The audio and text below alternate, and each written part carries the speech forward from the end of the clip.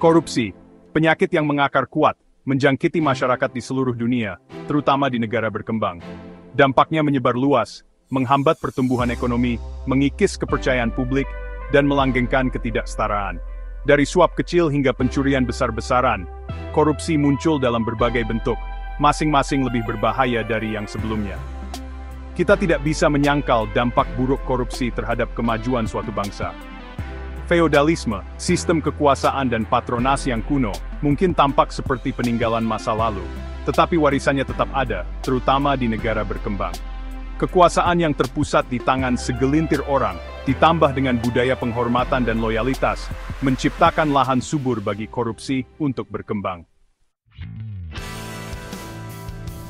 Syed Hussein Alatas, sosiolog terkenal dari Malaysia, mendedikasikan hidupnya untuk memahami dan melawan penyakit yang menjangkiti masyarakatnya dan negara berkembang lainnya. Dia berpendapat bahwa korupsi bukan sekadar fenomena budaya, melainkan gejala dari masalah struktural yang lebih dalam, khususnya apa yang disebutnya neo-feodalism.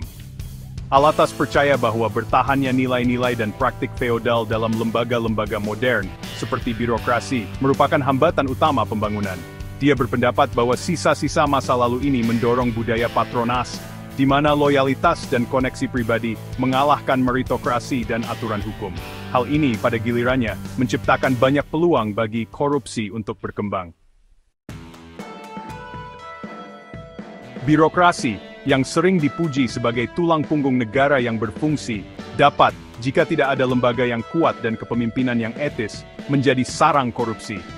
Peraturan yang rumit, proses yang tidak transparan, dan kurangnya akuntabilitas menciptakan celah yang dapat dengan mudah dieksploitasi oleh mereka yang berkuasa. Hubungan patron-klien, ciri khas masyarakat feodal, terus merasuki banyak negara berkembang. Jaringan kekuasaan dan pengaruh informal ini beroperasi di luar batas hukum dan seringkali mengutamakan keuntungan pribadi di atas kepentingan umum. Budaya patronase ini memicu korupsi dengan menciptakan sistem di mana bantuan diharapkan dan diberikan sebagai imbalan atas loyalitas atau keuntungan materi. Memerangi korupsi membutuhkan pendekatan multi-cabang yang menangani gejala dan akar penyebabnya. Memperkuat lembaga, mempromosikan transparansi dan akuntabilitas, dan memberdayakan warga negara adalah langkah penting ke arah yang benar. Kita harus menumbuhkan budaya integritas dan akuntabilitas, dimulai dari pendidikan. Dengan menanamkan nilai-nilai etika yang kuat pada generasi mendatang, kita dapat memutus siklus korupsi.